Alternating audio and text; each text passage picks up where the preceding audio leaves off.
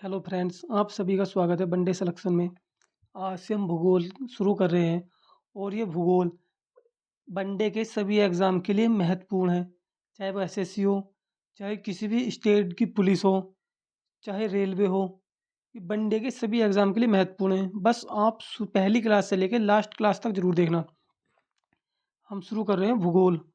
भूगोल पृथ्वी का वर्णन करना ही भूगोल कहलाता है। इरोस्thenes को भूगोल के जनक कहा जाता है। वे एक प्राचीन यूनानी विद्वान थे। हम भूगोल को दो भागों में पढ़ते हैं। पहला विश्व भूगोल, दूसरा भारत का भूगोल। हमारे वनडे एग्जाम के लिए सबसे महत्वपूर्ण है भारत का भूगोल। तो हम भारत के भूगोल को शुरू करते हैं। भारत का भूगोल। भारत के भूगोल का जो पहला चैप्टर है वो है सामान्य जानकारी। भारत गोंडवाना लैंड का हिस्सा था जो अफ्रीकन प्लेट से जुड़ा हुआ था। भारत एशिया महाद्वीप पर स्थित है। हम इन दोनों को आपको विश्व भूगोल में विस्तार से पढ़ाएँगे। बस आप यहाँ सिर्फ़ इन्हें फैक्ट के रूप में याद रखना, क्योंकि ये हमेशा एग्ज़ाम में पूछे जाते हैं। हम आपको पहले ग्लोब के बारे में बताते हैं। ग्लोब क्या है? ग्लोब पृथ्वी का प्रारूप है, जिस पर हम किसी देश की स्थिति निकालते हैं। मतलब कि ये जो पृथ्वी है ना, जो इसका स्ट्रक्चर है या इसका जो मैप है, इसको हमने ग्लोब का नाम दे दिया गया है। जैसे आप इस साइड में इमेज देख रहे होंगे, यही पृथ्वी का एक प्रारूप है। ग्लोब पर दो प्रकार की रेखा खींची गई हैं। पहला क्षैतिज, दूसरी ऊर्ध्वाधर। आप देख रहे होंगे जो ये रेखा है ना, ये इस तरीके से आ रही है। ये क्या है? ऊर्ध्वाधर है। और ये जो जा रही है, ये क्या है? क्षैतिज रेखा है। क्षैतिज रेखा ग्लोब को दो भागों में बांटती है। पहला उत्तरी ग्लोब और दक्षिणी ग्लोब। ऐसे ही ऊर्ध्वाधर रेखा ग्लोब को दो भागों में बांटती है। पूर्वी ग्लोब और पश्चिमी ग्लोब।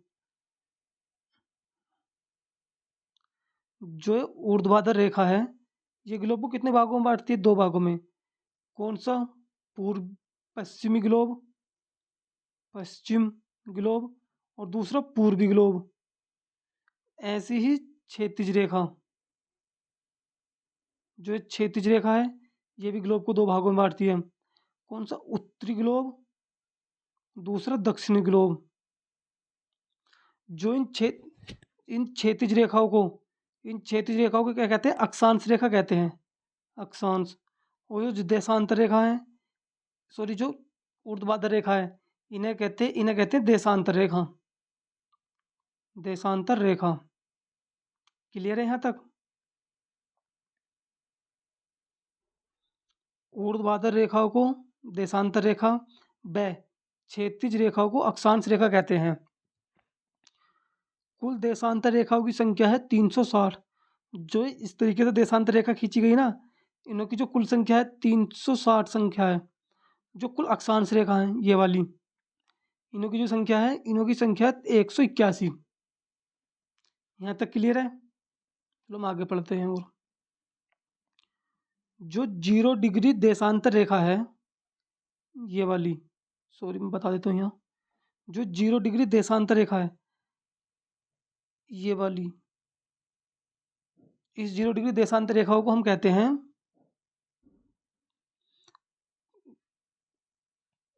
प्रधान रेखा, प्रधान समोत्तर रेखा या ग्रीनविच रेखा। ये पृथ्वी को पूर्वी गोलार्ध व पश्चिमी गोलार्ध में बांटती है। दुनिया का मानक समय इसी रेखा पर आधारित है। भाई जो देखो 360 डिग्री देशांतर रेखा है, जो रेखा बीचों बीच से गुजरेगी पृथ्वी के, उसको हम कहेंगे 0 डिग्री देशांतर रेखा या प्रधान रेखा या समोत्तर रेखा, ग्रीनविच रेखा। इस रेखा को दुनिया का समय रेखा भी कहा जाता है। ये कहा है ना समोत्तर रेखा, मतलब जितनी भी दुनिया का समय है वो इसी रेखा से माना गया है। हर एक देश की अपनी समय रेखा होती है। जैसे भारत की समय रेखा कौन सी है? 82.5 डिग्री, जो इलाहाबाद के नैनी से होकर गुजरती है। वैसे ही जो 0 डिग्री रेखा है वो लंदन के ग्रीनविच से होकर गुजरती है। 0 डिग्री रेखा लंदन के ग्रीनविच से होकर गुजरती है। इसको दुनिया का मानक समय रेखा माना गया है। अगर हमें कभी भी समय ज्ञात करना हो तो हम इसी रेखा से ज्ञात करेंगे। अब आते हैं हम 0 डिग्री अक्षांश रेखा को भूमध्य रेखा कहते हैं। ये जितनी भी रेखाएं सिर्फ काल्पनिक रेखा हैं, ये पृथ्वी पे खींची हुई नहीं है। सिर्फ हमने अपनी सुविधा के अनुसार जब हमने ग्लोब बनाया है तो इस पे रेखा खींच ली गई है। किस देश की स्थिति किधर है, कि किस देश का समय हम कहाँ से लेना है, इसलिए हम इनको अपनी सुविधा के अनुसार खींच लगाया है। हम देखते हैं इन रेखाओं के अनुसार भारत किस गोलार्ध में स्थित है। भारत पृथ्वी के उत्तर पूर्वी गोलार्ध में स्थित है। ऐसे हम कह सकते हैं अब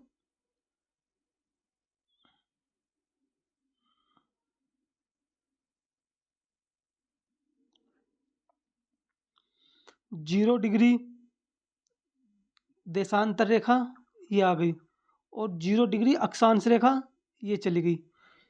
तो अब हम इससे देखेंगे कि हमारा भारत कहाँ है। हमारा भारत रहा ये क्या हमारा भारत है, तो हम देखो कहाँ है। 0 डिग्री देशांतर रेखा के पूर्व में है और 0 डिग्री अक्षांश रेखा के उत्तर में है। तो हमारे भारत की स्थिति कहाँ में पहुँच गई, हमारे भारत की स्थिति पहुँच गई है उत्तर पूर्वी गोलार्ध में। यहाँ तक क्लियर। हम देखते हैं भारत का क्षेत्रफल। भारत का भौगोलिक क्षेत्रफल 32,87,263 वर्ग किलोमीटर है, जो पूरे विश्व का 4.42% है। क्षेत्रफल के हिसाब से भारत दुनिया का 7वां बड़ा देश है।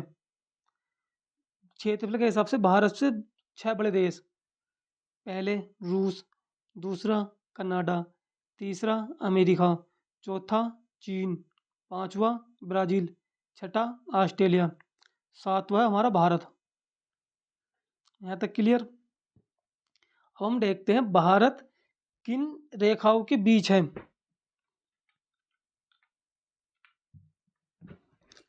मैं आपको इसके लिए मैप लेके चलता हूँ। भारत की स्थिति 8 डिग्री 4 मिनट से 37 डिग्री 6 सेकंड तक अक्षांश उत्तरी अक्षांश और 68 डिग्री 7 मिनट से 97 डिग्री 25 मिनट पूर्वी देशांतर के बीच है। मैं आपको इसको समझाता हूँ मैप पे। अब आप देखोगे जो भारत के सबसे दक्षिण में जो रेखा खींच रही है ना, ये जो यहाँ से जो रेखा खींच रहेगी तमिलनाडु से जो रेखा जाएगी, ये रेखा है 8 डिग्री 4 मिनट से। और जो उत्तर में लद्दाख में जो रेखा खींच रही है, सॉरी ऊपर थोड़ा सा ऊपर जाएगी यहाँ पे, ये है 37 डिग्री 6 मिनट। तो ये किसका विस्तार है, इसका अक्षांश विस्तार है। और इसका देशांतर विस्तार जो यहाँ से रेखा गुजरेगी बिल्कुल गुजरात से लगी हुई, वो जाएगी 68 डिग्री 7 मिनट से। जो है अरुणाचल प्रदेश में गुजरेगी यहाँ से रेखा, वो जाएगी 97 डिग्री 25 मिनट पर।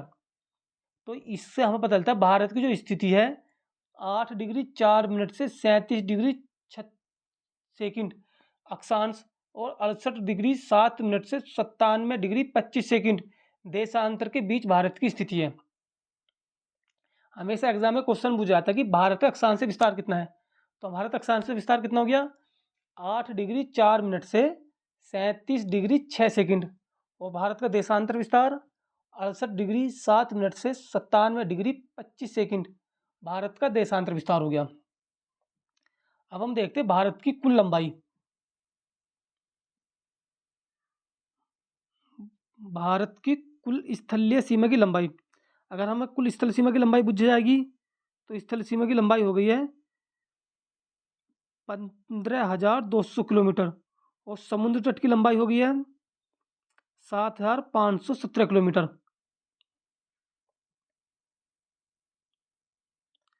भारत का सबसे उत्तरी बिंदु है इंदिरा कोल, वह सबसे दक्षिणी बिंदु है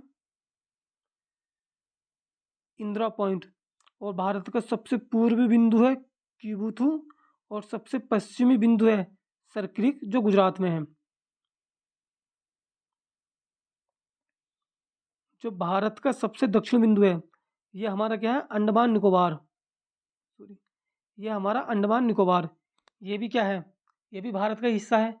तो जो यहाँ पे जो हमारा सबसे दक्षिण में जो बिंदु जाएगा, इस बिंदु का क्या नाम है हमारा, इंदिरा पॉइंट। और जो सबसे सबसे उत्तर में जो लद्दाख में बिंदु है, इस बिंदु का क्या नाम रहेगा यहाँ पे? सॉरी, मैं आपको बता देता हूँ, यहाँ पे जो इस बिंदु का नाम रहेगा वो रहेगा इंदिरा कोल। और जो सबसे पूर्व में है यहाँ पे गुजरात में, इस बिंदु का नाम है कीबुथु। और जो सबसे पश्चिम में, सॉरी, जो सबसे पश्चिम में है तो इसका क्या नाम है? सरक्रिक, जो गुजरात में है। और जो सबसे पूर्व में है, पूर्व में अरुणाचल प्रदेश में, इसका क्या नाम है? इसका नाम है कीबुथु। ये बात समझ आ गई? जो सबसे पश्चिम में है, पश्चिम में जो गुजरात में है, गुजरात में है सरक्रिक। और जो सबसे पूर्व में है, पूर्व में जो अरुणाचल प्रदेश में है, उसका नाम है कीबुथु। लेकिन एक हमसे एक यहाँ से क्वेश्चन पूछा जाता है, भारत की मुख्य भूमि का सबसे दक्षिण बिंदु, मतलब जो मुख्य भूमि है भारत की, अरुणाचल, जो कहाँ पड़ती है? तमिलनाडु में। जो तमिलनाडु में है, इसका जो सबसे दक्षिण बिंदु है उसका क्या नाम है? इसका नाम है कन्याकुमारी। जो कहाँ पड़ता है? जो तमिलनाडु में पड़ता है। लेकिन जो सुदूर या दक्षिणतम बिंदु पूछ जाएगा, जब रहेगा इंदिरा पॉइंट। लेकिन मुख्य भूमिका लग जाए जब भी, तो हमें क्या उत्तर देना है? कन्याकुमारी।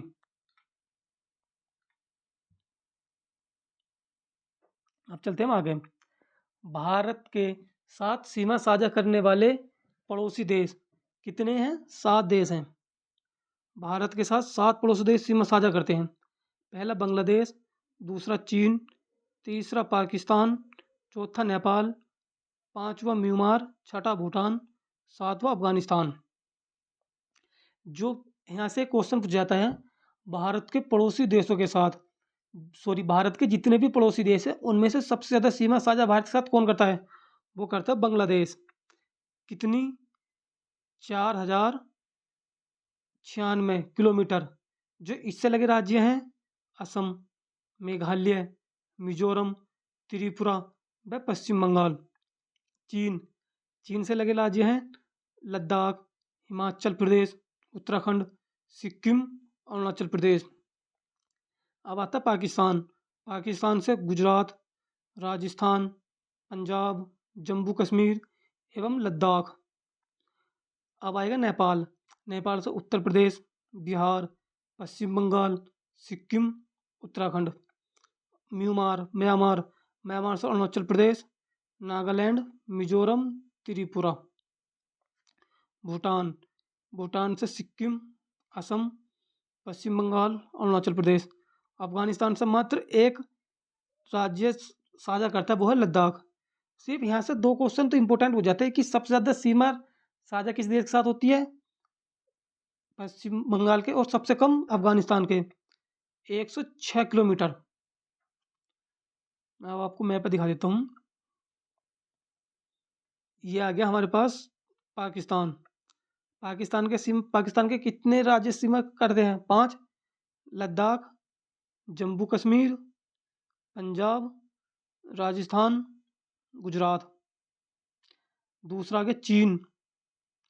चीन के साथ लद्दाख, हिमाचल प्रदेश, उत्तराखंड, सिक्किम, अरुणाचल प्रदेश।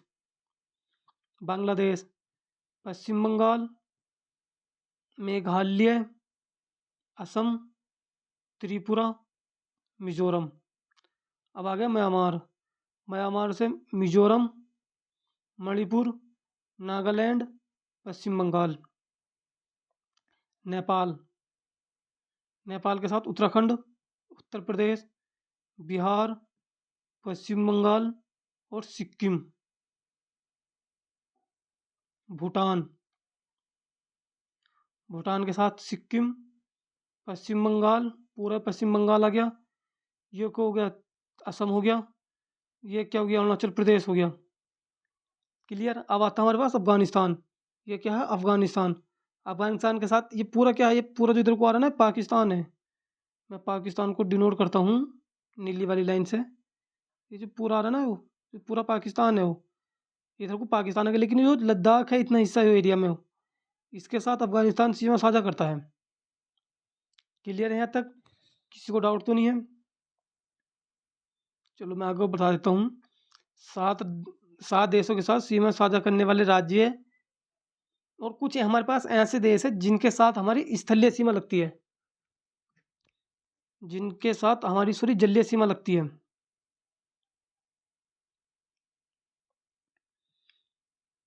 भारत के जलीय सीमा साझा करने वाले देश कितने हैं? 7। Pakistan, Maldives, Sri Lanka, Bangladesh, Myanmar, Thailand, Indonesia. मैं अब आपको इनको मैप में दिखा देता हूँ। ये क्या हमारा पूरे भारत का मैप है। इधर देखो, ये कौन सा अरब सागर हो गया और पूरा हिंद महासागर हो गया नीचे, और ये होगी बंगाल की खाड़ी।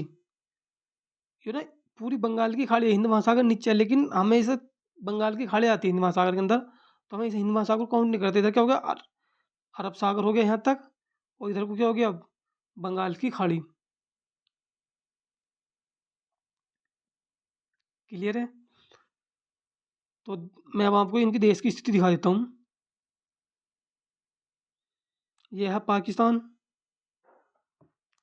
पहला, दूसरा मालदीव, तीसरा श्रीलंका, चौथा ये हो गया बांग्लादेश, पांचवा म्यांमार, छठा थाईलैंड। ये हमारे पास क्या है, वो ये हमारे पास अंडमान निकोबार द्वीप। तो यहाँ क्या कर रहे हैं, थाईलैंड और इंडोनेशिया। आपको इस साइड में दिख रहे होगा इंडोनेशिया जाती हुई है वो, थोड़ा सा मैप कट रहा है, ये पूरा इंडोनेशिया है वो। क्लियर है? अब देखते हैं हम, कुछ ऐसे राज्य हैं भारत के, कुछ ऐसे देश जो भारत के साथ भूमि और जल दोनों सीमा साझा करते हैं, जिसमें बांग्लादेश है, पाकिस्तान है और म्यांमार है। देखो बांग्लादेश के साथ यहाँ क्या हमसे सीधा सीमा साझा कर रहा है वो, यहाँ हमसे सीमा थल के साथ कर रहा है और यहाँ जल के साथ कर रहा है। और ये बांग्लादेश है, यहाँ क्या के साथ साझा कर रहा है, थल के साथ और यहाँ जल के साथ। और ये म्यांमार भी देखो, म्यांमार यहाँ कहीं के साथ सीमा साझा कर रहा है, थल के साथ, और यहाँ कहीं के साथ साझा कर रहा है जल के साथ। क्लियर है? और हम यहाँ से आगे देखेंगे अगली क्लास में। लगातार आपको सभी वीडियो मिलेंगी इसी यूट्यूब चैनल पर। Thank you.